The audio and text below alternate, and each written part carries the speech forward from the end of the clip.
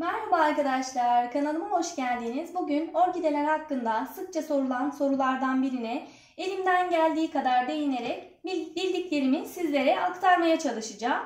Bildiğiniz gibi bazen orkidelerin yapraklarında yaralar ve lekelenmeler söz konusu olabiliyor.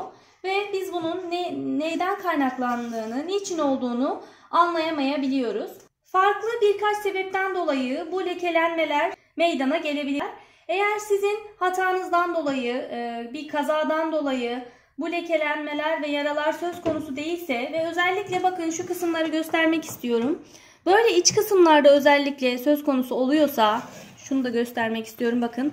Gövde kısmında özellikle bu kısımlarda oluyorsa bunlar genellikle sizden kaynaklı olarak değil de orkidenizde oluşan bitten kaynaklı oluyor arkadaşlar. Özellikle unlu bit veya başka türlü bitler orkidenizin veya diğer çiçeklerinizde de aynı şey söz konusu olabilir. Sadece orkide için geçerli değil bu.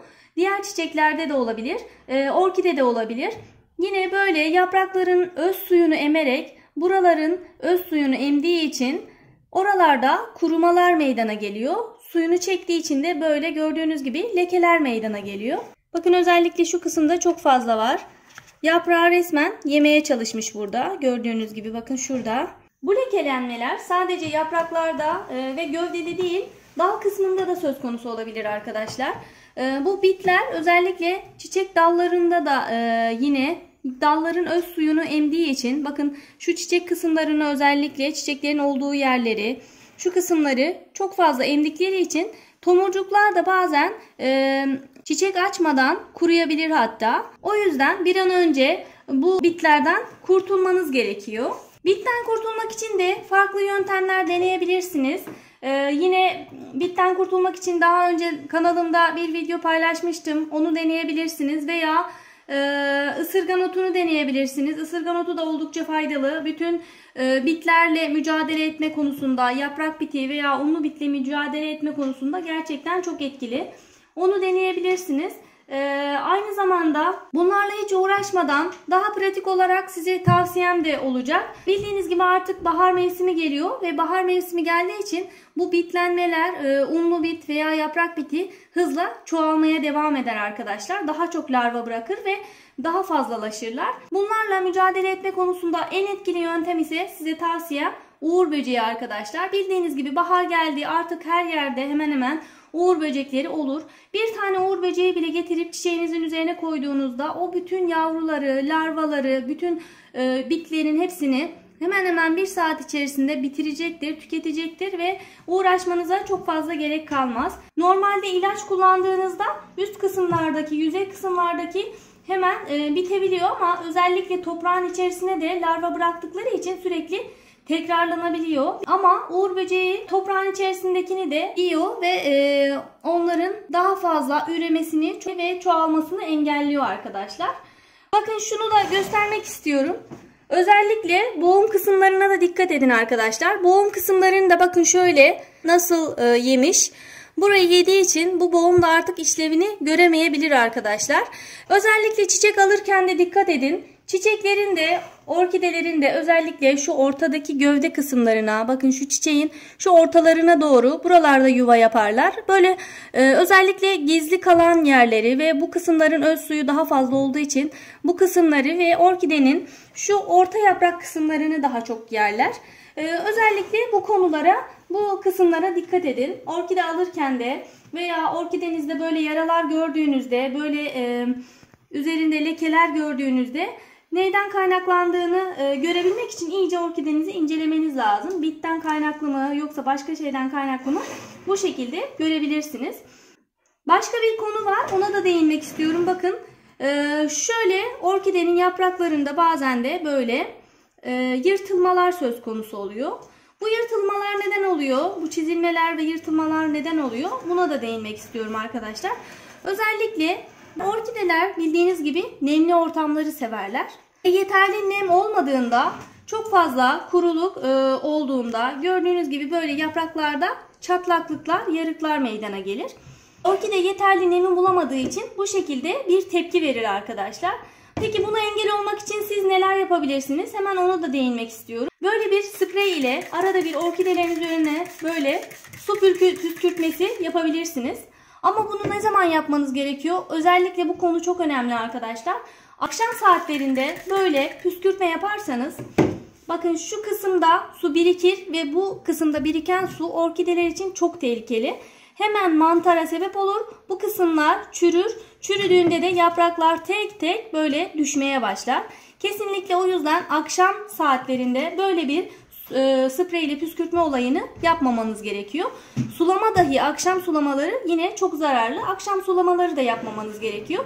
Ama eğer sulamayı yaptıktan sonra baktınız yeteri kadar kurumadığını gördünüz. O zaman böyle bir peçete ile böyle bütün yaprakları silebilirsiniz.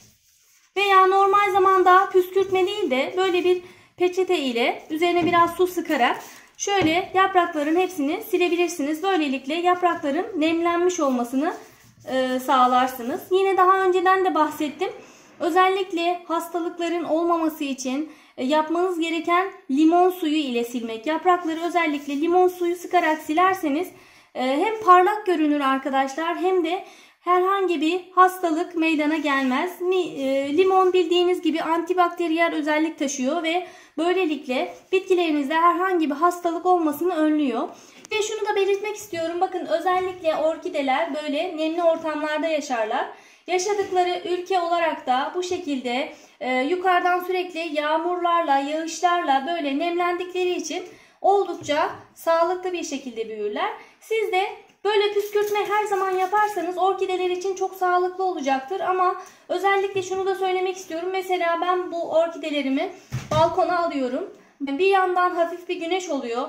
Bir yandan hafif esinti oluyor ve böyle üzerine bir miktar su serpiyorum. Çiçekler de dahil olmak üzere böyle biraz su serperek bunları balkona koyuyorum. Ve esintiyle o yaprakların üzerindeki sular kendiliğinden kuruyor ve orkide nemlenmiş oluyor. Böyle yaparsanız aşırı sulamanıza da gerek kalmaz. Yapraklardan da yeterli nemi alacaktır orkideleriniz.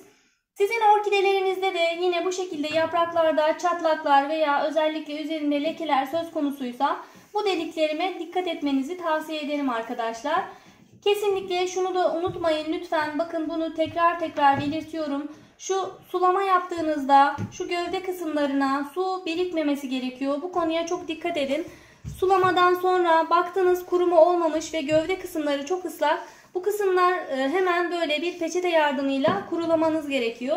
Gövde kısımlarında biriken su orkidenin hemen mantar olmasına ve bütün yaprakları kaybetmesine ve zamanla köklerinde yok olmasına sebep oluyor arkadaşlar. Genellikle orkidelerle ilgili bu konuda çok fazla soru alıyorum. Yapraklar dökülmüş oluyor. Bu konuya dikkat edin. Şu gövde kısmında su biriktiğinde her zaman bu gövde kısmındaki suyu hemen bir peçete yardımıyla kurulayın lütfen. Yine sulama konusuna da çok dikkat edin. Özellikle sulama konusundan dolayı köklerde sürekli çürümeler meydana geliyor. Köksüz orkidelerle ilgili çok fazla soru alıyorum.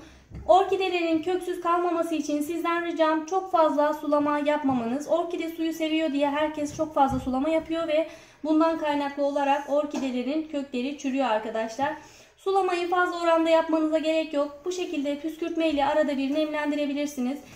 Daldırma usulünden de özellikle yeni alınmış orkidelerin içerisinde sünger olduğu için bu süngerlerden kaynaklı olarak içinde su birikiyor ve biriken sudan dolayı özellikle köklerin hepsi çürümeye başlıyor.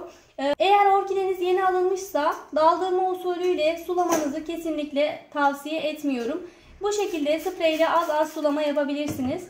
İçerisinde sünger olabilme ihtimali olduğu için daldırma usulü yerine böyle püskürtme ile az az sulama yapabilirsiniz arkadaşlar.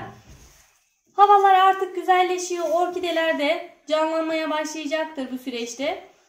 Bu sıcaklıklar orkideler için ideal sıcaklıklar şu an arkadaşlar. O yüzden orkideleriniz bu süreçte bol bol köklenir, bol bol yaprak açar ve çiçek açmaya başlar.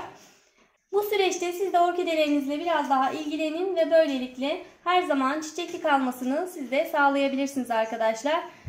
Bugünlük de anlatacaklarım bu kadardı. Videonun faydalı olduğunu düşünüyorsanız beğenmeyi ve yorum yapmayı unutmayın lütfen. Ayrıca Instagram hesabımdan yine soru ve görüşlerinizi bana iletebilirsiniz. Fotoğraflarınızı bana iletebilirsiniz arkadaşlar. Instagram hesabımın linkini aşağıya bırakıyorum. Belirgin Hünerleri yine Instagram hesabım. Oradan da sorularınız varsa bana iletebilirsiniz. Bugünlük de benden bu kadar. Başka bir videoda görüşmek üzere. Sağlıcakla kalın.